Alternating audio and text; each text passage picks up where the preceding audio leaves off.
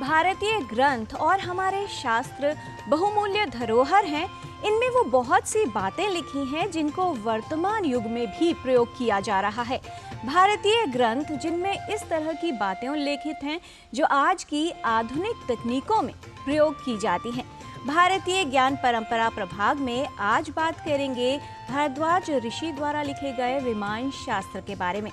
Aeroplane यानी विमान जिसमें हम सभी लोग यात्रा करते हैं, लेकिन क्या आप इसको जानकर आश्चर्यचकित होंगे कि इसका जो उल्लेख है, जिस ज्ञान पर यह आधारित है, वो वर्णित है 5000 साल पूर्व लिखे गए विमान शास्त्र पर। इसी विमान शास्त्र पर आधारित है हमारी ये खास रिपोर्ट, जिसे बनाया है हमारे सहयोगी नीतीश भारद्वाज ने।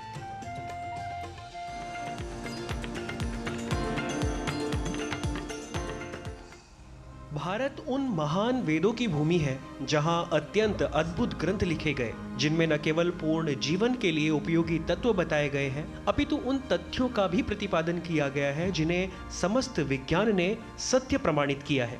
अर्वाचीन काल में राइट बंधुओं को वायुयान के आविष्कार का श्रेय प्राप्त है, और जब उनके बनाए हुए विमान आकाश में उड़ने लगे, तब विज्ञान वेत्ताओं को वैदिक ज्ञान विज्ञान की प्रामाणिकता और सत्यता को स्वीकार करना पड़ा। पुरातन ऋषि महर्षि, चाहे वे धर्म प्रवर्तक हो या किसी विद्या या कला के आविष्कारक हो, सभी मनीषियों ऋषियों ने अपने विषय को वेदों से आविष्कृत हुआ घोषित किया है। आज भारतीय ज्ञान परंपरा के इस प्रभाग में हम बात करेंगे भारद्वाज ऋषि के विमान शास्त्र के बारे में। महर्षि भारद्वाज विमान कला के आविष्कारक या प्रवर्तक माने जाते हैं, और महर्षि भारद्वाज ने वस्तुतः यंत्र सर्वस्व रूपकम नामक ग्रंथ लिखा है, जिसका एक भाग वैमानिक प्रकरण है। महर्षि भारद्वाज ने यह वैमानिक प्रकरण या विमान शास्त्र 8 अध्यायों, 100 अधिकरणों और 500 सूत्रों में रचा है। जैसा कि महर्षि भारद्वाज स्वयं अपने मंगलाचरण वचन में भी कहते हैं, सूत्रे पंचशतैर्युक्तम शताधिकरणैस्तथा अष्टाध्याय समायुक्त मति गूढ़ मनोहरम। यह विमान शास्त्र विमान विद्या से संबंधित अलभ्य सामग्री से परिपूर्ण है, जिसमें इस विद्या की बड़ी गहराई से विवेचना की गई है। इस ग्रंथ में विमानों के बहुसंख्यक प्रकारों, नामों, उनके निर्माण और संचालन के विविध उपायों का वर्णन किया गया है। विमान शास्त्र में विमान की गतियों और मार्गों के विषय में वर्णन प्राप्त होता है। चालन, कंपन, ऊर्ध्वगमन, अधोगमन, मंडल गति, विचित्र गति, दक्षिण गति, विलोम गति, वाम गति, परांगमुख गति, स्तंभन गति, तिर्यक गति आदि।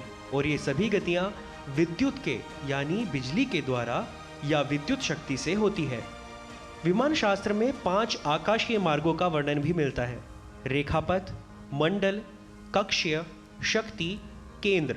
इतना ही नहीं, विमान शास्त्र में 8 प्रकार से चलने वाले विमानों का उल्लेख मिलता है: शक्त्युद्गम अर्थात बिजली से चलने वाला विमान, भूतवाह अग्नि से, जल से और वायु से चलने वाला विमान, धूमयान गैस से चलने वाला विमान, शीकोद्गम तेल से या पारे से चलने वाला विमान, अंशवाह सूर्य की किरणों से चलने वाला विमान, तारामुख चुंबक से चलने वाला विमान, मणिवाह चंद्रकांत और सूर्यकांत मणियों से चलने वाला विमान, मरुत्सखा केवल वायु से चलने वाला विमान। इन सब उल्लेखों के साथ वैमानिक शास्त्र में विमान की परिभाषा, चालक, आकाशीय मार्ग, वस्त्र, धातु उत्पादन, दर्पण और दर्पण में उनके प्रयोग, यंत्रों के विविध स्वरूपों का विशद वर्णन किया गया है।